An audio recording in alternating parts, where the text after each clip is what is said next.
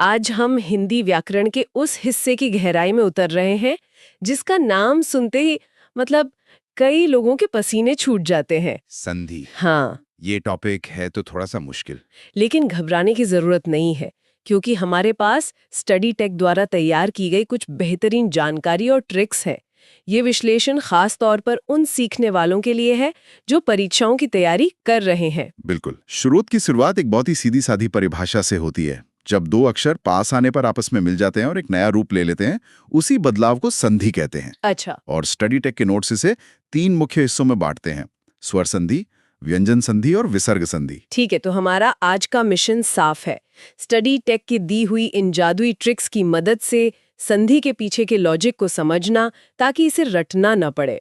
तो शुरुआत कहाँ से करें? मेरे ख्याल से स्वर संधि से, क्योंकि स्रोत कहता है कि सबसे ज्यादा सवाल यहीं से आते हैं। सही पकड़ा। स्वर संधि, जैसा कि नाम से ही जाहिर है, ये पूरा स्वरों का खेल है। जब एक स्वर दूसरे स्वर से मिलता है तो बदलाव आता है, और यहीं पर चीजें दिलचस्प होने लगती हैं। तो पहला प्रकार है दीर्घ संधि। इसके लिए स्टडी टेक के नोट्स में एक बड़ा मजेदार नाम दिया गया है, बड़ा भाई। कहा गया है कि इसकी पहचान शब्द के बीच में एक बड़ी मात्रा से होती है, जैसे आ की मात्रा बड़ी ई की या फिर बड़े ऊ की, जैसे विद्या और आलय का विद्यालय। हाँ, और ये सीधा इससे लगता है क्योंकि ये ट्रिक इसके नाम दीर्घ से ही निकली है, जिसका मतलब ही बड़ा होता है। अच्छा। यहाँ जो आकर्षक बात है वो है इसका कारण।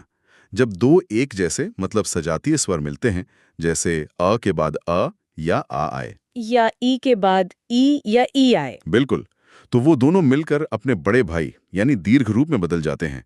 तो स्टडी टेक का ये बड़ा भाई वाला नाम सिर्फ एक ट्रिक नहीं, ये उस नियम का सार है। ये दो सदस्यों के मिलने जैसा है जो मिलकर और मजबूत हो जाते हैं। अब अगले पर आते हैं जहां से कंफ्यूजन शुरू होता है, गुण संधि। यहाँ के नोट्स में पहचान बताई गई है, शब्द के ऊपर सिर्फ एक मात्रा। स्टडी टेक ने इसे एक चोटी कहा है। एक चोटी, हाँ। यानी ए या ओ की मात्रा, जैसे नर और इंद्र से बना नरेंद्र। और यहाँ से आप देखिए परिवार बदल जाता है। गुण संधि में अ या आ के बाद कोई दूसरा स्वर आता है, जैसे ई या ऊ। अच्छा, तो अब दोस्त बन रहे हैं। हाँ बिल्कुल, ये दोस्त बनाने जैसा है। अ जब ई से दोस्ती करता है तो दोनों मिलकर एक नई आवाज ए बनाते हैं। और जब अ ऊ से मिलता है तो ओ की आवाज बनती है। तो ये एक चोटी असल में दो अलग अलग स्वरों के मिलने का नतीजा है। सही।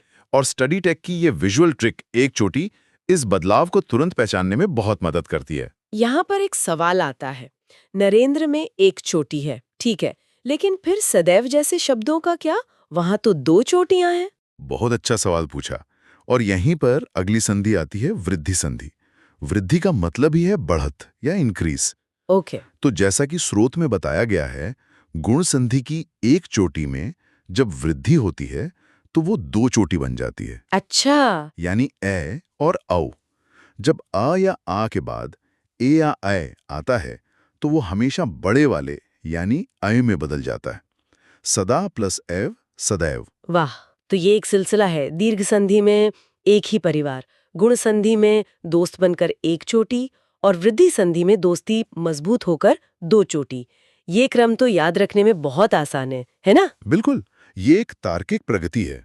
और स्टडी टेक ने इसे एक चोटी और दो चोटी का नाम देकर व्याकरण के बोझिल नियम को एक विजुअल पैटर्न में बदल दिया है। अगली संधि है यण संधि, और इसके लिए जो ट्रिक दी है वो बड़ी दिलचस्प है, आधा अधूरा प्यार। सुनने में तो बड़ा फिल्मी लगता है, लेकिन इसका व्याकरण से क्या लेना देना है? हाँ, नाम तो मजेदार है। पहचान बताई गई है कि य, व या र से ठीक पहले कोई आधा अक्षर आता है, जैसे इति प्लस आदि इज इक्वल टू इत्यादि। और ये ट्रिक इसलिए काम करती है क्योंकि इसके पीछे एक बहुत ही स्वाभाविक ध्वन्यात्मक कारण है। जब आप ई और आ को तेजी से एक साथ बोलने की कोशिश करते हैं, ई आ, हाँ, तो आपकी जुबान अपने आप य की आवाज निकालती है। इया, या। वो जो पिछला अक्षर ता था, उसमें से ई स्वर तो निकलकर य बन गया, तो बेचारा था आधा ही रह गया। अरे वाह। इसी तरह ऊ और आ को तेजी से बोलने पर वर की आवाज बनती है। ऊ आ, वाह। सू का ऊ निकल गया तो स आधा रह गया। तो ये आधा अक्षर असल में उस स्वर की कुर्बानी का नतीजा है। आधा अधूरा प्यार नाम अब ज्यादा सार्थक लग रहा है। ये तो कमाल की बात है। स्टडी टेक की ये ट्रिक सिर्फ एक पहचान नहीं, बल्कि उस पूरी प्रक्रिया की कहानी बता रही है। सही कहा, ये ट्रिक उस प्राकृतिक ध्वनि बदलाव को पहचानने का शॉर्टकट है जो परीक्षा के दबाव में बहुत कीमती साबित होता है। और स्वर संधि का आखिरी प्रकार है अयादी संधि। इसके लिए स्रोत में कहा गया है 3 अक्षर का सीधा साधा नाम। इसमें कोई मात्रा नहीं होती और अय, आय, अव, आव जैसी आवाज आती है, जैसे नयन, पवन। गायक? हाँ, गायक। ये बाकियों से काफी अलग लग रहा है। ये बिल्कुल अलग है और इसकी सादगी ही इसकी पहचान है। जब ए, ओ, औ के बाद कोई दूसरा स्वर आता है तो ये अपनी पहचान खोकर अय, आय जैसी ध्वनियों में बदल जाते हैं। अच्छा। जैसे ने plus one is equal to nine. अच्छा। यहाँ ए का आय बन गया। ये इतना सरल है कि इसमें कोई चोटी या आधा अक्षर जैसा निशान नहीं होता। तो अगर कोई शब्द बहुत सरल दिखे और उसमें ये ध्वनियां हों तो वो अयादी संधि हो सकती है। तो स्वर संधि तो पूरी तरह से मात्राओं और स्वरों के जुड़ने का खेल है, लेकिन कहानी तब बदल जाती है जब एक व्यंजन स्वर या किसी दूसरे व्यंजन से टकराता है। बिल्कुल। स्टडी टेक के स्रोत बताते हैं कि यहाँ के नियम बिल्कुल अलग हैं। तो चलिए अब व्यंजन संधि को समझते हैं। हाँ, व्यंजन संधि में नियमों का मतलब चरित्र बदल जाता है। यहाँ आवाज के कंपन, नाक से निकलने वाली ध्वनि, इन सब का महत्व बढ़ जाता है। स्रोत में पहला नियम दिया गया है 1 का 3, और इसे समझाने के लिए एक उपमा दी गई है फर्स्ट गियर से सीधे थर्ड गियर। इसका मतलब है कि किसी भी वर्ग का पहला अक्षर जैसे क, च, ट अपने ही वर्ग के तीसरे अक्षर में बदल जाता है, यानी ग, ज, ड में। उदाहरण है दिक प्लस गज इज इक्वल टू दिग्गज। यहाँ क का ग बन गया। ये क्यों होता है? इसके पीछे का कारण है घोष और अघोष ध्वनियां। आप अपना हाथ गले पर रखकर क बोलिए, कोई खास कंपन महसूस नहीं होगा। नहीं हो रहा। अब ग बोलिए। ग, हाँ, कंपन हो रहा है। क एक अघोष वर्ण है बिना कंपन के, और ग एक घोष वर्ण है कंपन के साथ। जब दिक का अघोष क गज के घोष ग से मिलता है तो बोलने की आसानी के लिए हमारा मुंह क को भी घोष यानी ग में बदल देता है। तो ये हमारे बोलने के तरीके को आसान बनाने का एक प्राकृतिक नियम है। इस तकनीकी बात को कौन याद रखता? लेकिन फर्स्ट गियर से थर्ड गियर वाली उपमा जो स्टडी टेक के नोट्स में दी गई है, वो इस मुश्किल बात को तुरंत दिमाग में बैठा देती है। यही तो इन ट्रिक्स की खूबी है, वो जटिल नियमों को रोजमर्रा के उदाहरणों से जोड़ देती हैं। व्यंजन संधि का एक और नियम है जो बहुत आम है, म का बिंदी बनना। ट्रिक है म गया ऊपर। हाँ, यानी अगर म के बाद कोई व्यंजन आए तो म अनुस्वार यानी बिंदी बन जाता है। जैसे सम प्लस तोष इज इक्वल टू संतोष। बिल्कुल, और ये हम हर रोज लिखते हैं और पढ़ते हैं। संयोग, संरक्षण, संवाद, इन सब में वही नियम काम कर रहा है। म गया ऊपर इस बदलाव को सेकंडों में पहचानने लायक बना देता है। तो व्यंजन संधि में अक्षरों का रूप बदलता है, लेकिन एक और चिन्ह है जो हिंदी में बहुत बड़ा बदलाव लाता है, विसर्ग, डॉट। इसके नियम तो और भी दिलचस्प लगते हैं। जी। स्टडी टेक के विश्लेषण में विसर्ग संधि का पहला नियम बताया गया है कि विसर्ग का ओ की मात्रा बन जाना, जैसे मन प्लस योग इज इक्वल टू मनोयोग। हाँ, ये बहुत आम बदलाव है, लेकिन यहाँ एक महत्वपूर्ण सवाल उठता है अपवादों का। और ये देखकर अच्छा लगा कि स्रोत ने इसे नजरअंदाज नहीं किया। उन्होंने प्रातःकाल जैसे शब्द का जिक्र किया है। अच्छा। हाँ, मन प्लस योग की तरह प्रातः प्लस काल का प्रातःकाल नहीं होता, विसर्ग जैसा का तैसा रहता है। तो फिर ये कैसे पता चलेगा कि कहाँ विसर्ग बदलेगा और कहाँ नहीं? ये एक गहरा सवाल है। मोटे तौर पर नियम ये है कि अगर विसर्ग से पहले अ हो और बाद में कोई घोष व्यंजन हो तो विसर्ग ओ बन जाता है।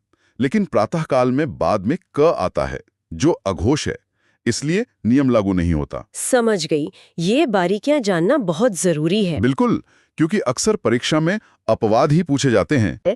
जहाँ आधा श दिखे समझो वहाँ विसर्ग था, जैसे नी प्लस चल निश्चल या नम प्लस ते नमस्ते। ये तो बहुत काम की ट्रिक लगती है। ये बहुत ही व्यवहारिक सलाह है, खासकर जब आपको संधि विच्छेद करने के लिए कहा जाए। अगर शब्द के बीच में आधा श, श या स दिखे तो ये एक मजबूत संकेत है कि वहां विसर्ग रहा होगा। नमस्ते शब्द हम रोज बोलते हैं, पर मैंने कभी ऐसा सोचा नहीं था। सही बात है।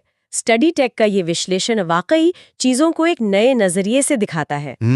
अच्छा, अब बात करते हैं उन अपवादों की जो फंसा सकते हैं। अक्षौहिणी वाला उदाहरण तो सच में फंसाने वाला है। नियम के हिसाब से अक्षा प्लस ऊहिणी में अ और ऊ मिलकर ओ बनना चाहिए था, यानी गुण संधि। सही। लेकिन स्रोत बताता है कि ये वृद्धि संधि है जिसमें औ बनता है। भाषा में इस तरह के अपवाद बनते ही क्यों हैं? बहुत अच्छा सवाल है। देखिए, भाषा गणित की तरह 2+2 = 4 के नियमों पर नहीं चलती। ये एक जीवित, विकसित होती चीज है। अक्षौहिणी जैसे शब्द संस्कृत से आए हैं और इनके कुछ विशेष नियम हैं जो सामान्य नियमों पर हावी हो जाते हैं। अच्छा। इसी तरह स्रोत में रामायण का उदाहरण दिया गया है। राम प्लस अयन, अ और अ मिलकर आह बना, ये तो हुई दीर्घ संधि। हाँ। लेकिन अयन के न का अण में बदल जाना व्यंजन संधि का एक नियम है। तो एक ही शब्द में दो संधियां काम कर रही हैं।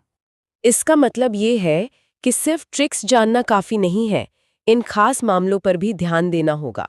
और स्टडी टेक के विश्लेषण में इन बारीकियों को शामिल करना वाकई सीखने वालों के लिए बहुत मददगार है। बिल्कुल।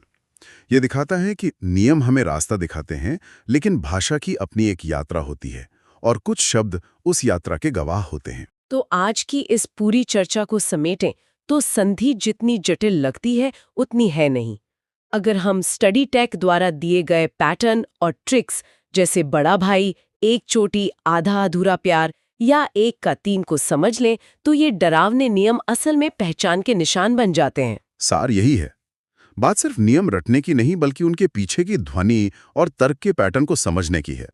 स्टडी टेक द्वारा दी गई ये विजुअल और मजेदार ट्रिक्स, जैसे 1 चोटी से 2 चोटी बनना, इन कॉन्सेप्ट्स को दिमाग में बैठा देती हैं। हाँ, विजुअल यादें परीक्षा में ज्यादा काम आती हैं। बिल्कुल।